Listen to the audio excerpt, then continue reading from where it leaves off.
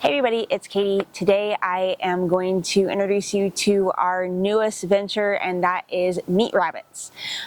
We got a breeding pair of silver fox rabbits back in February from someone who was moving across country and was downsizing their rabbitry. We named them Aegon and Visenya. Aegon was about 9 months when we got him, and Visenya was about a year and a half, almost 2 years, I think, when we got her. So with Aegon, I wasn't really concerned about that he'd never been bred before, but I was a little bit concerned about Visenya. We chose silver fox because they are a meat for dual breed. And I'm going to do another video showcasing that breed, so I'm not going to go into that a lot today. But I am going to go into why we got rabbits. So reason number one is their meat. Rabbits are easier to raise than chickens. They're more sustainable. With two very quiet animals, you can get lots and lots of meat throughout a year. And also, since we are in a suburban environment, we definitely need something that is quiet and not as loud. And also there's regulations around other livestock, but there aren't regulations typically in most cities around rabbits. And we are planning on replacing 90 to 100% of our chicken consumption with rabbits, at least for the time being, until we can raise our own chickens. The reason why we did a dual breed was because we wanted the fur. We are on this, I don't know, crazy journey, crazy idea that we only want, we want as much natural fibers and as little synthetic fibers in our lives as possible. So learning how to tan the hides would give us the opportunity to make ourselves some fur-lined clothing and blankets and things like that. And then just rabbits in general, as gardeners, their poop is the best fertilizer ever. It's a cold fertilizer, which means we can just throw it right into the garden without any composting. And then another reason why we got rabbits was for our kids, because we want them to be exposed to different varieties of livestock, or different types of livestock, and we want them to have the opportunity to do some chores. And chores are really important for developing character. I had chores as a kid, and I think it teaches you a lot having to care for another living being before yourself. I want to say before I go on that I am not new to rabbits. I have been around rabbits for a long time. Let's see, we had a rabbit when I was super little. I'm not exactly sure what happened to it. But we had a little like Himalayan named Snoops that was a pet.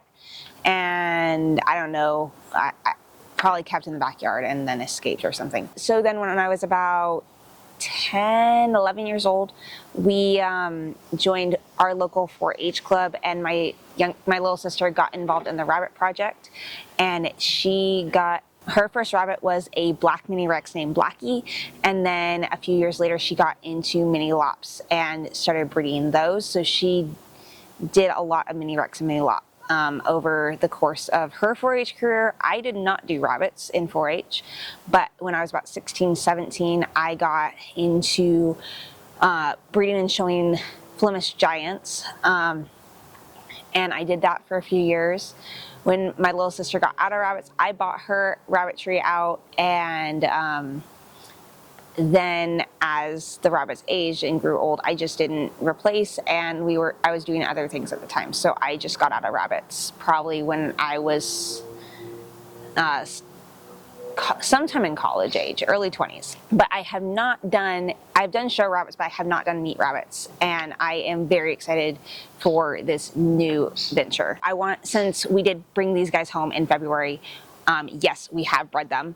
The first litter is actually behind me. So we bred them about 2 weeks after we brought them home, and we had a March litter.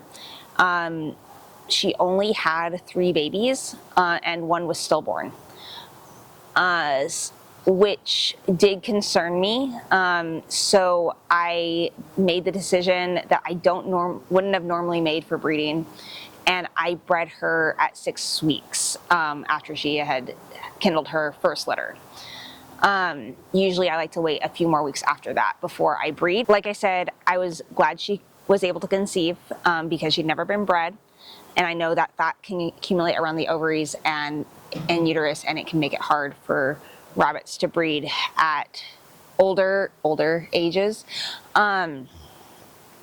But I was worried about the litter size, so that was why I bred her again so quickly. I wanted another litter before the summer heat came in, and we actually just had that litter 3-4 days ago, and we had 8 this time, but 1 was a little tiny deformed peanut and obviously did not survive. So we still are planning on getting a second doe. Hopefully this year. We'll see if that actually happens, but we are planning on getting a second doe. After this litter, we will be planning to breed about 3 times, each doe about 3 times a year.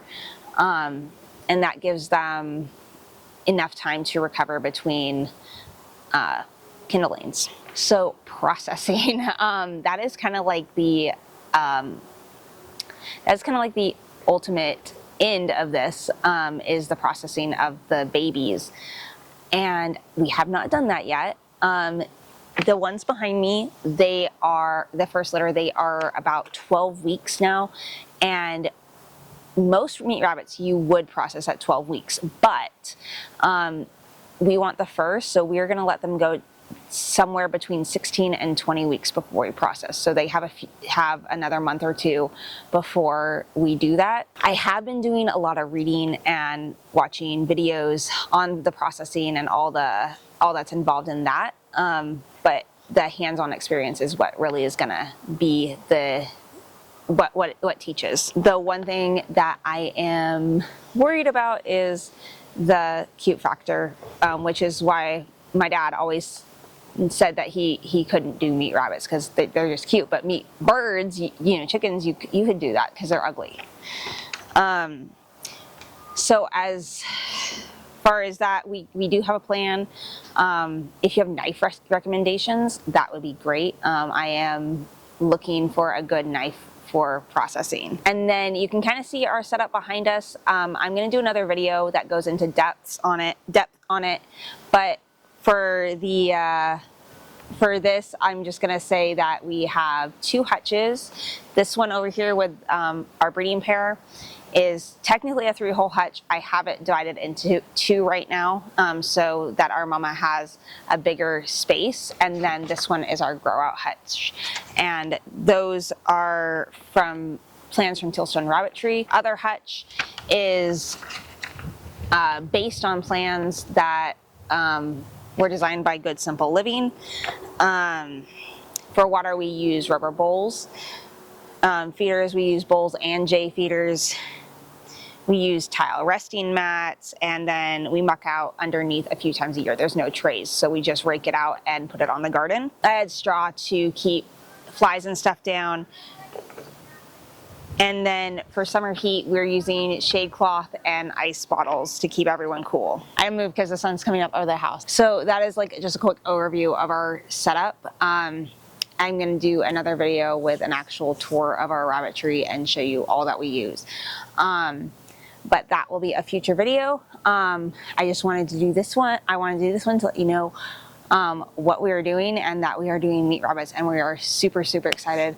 And I will let you know how processing goes. I am not gonna do videos on those until we are very proficient at those, at that, and same with tanning. We are not gonna do videos on our journey on how to do that. I will just do updates, but I will hopefully be having videos in a few years of how to process and how to tan and what we've been doing with our hides. until then, if you have any questions, leave them in the comments below. If you like this video, give it a thumbs up. And if you want to see more of what we're doing around this little suburban homestead, hit the subscribe button, and I'll see you next time.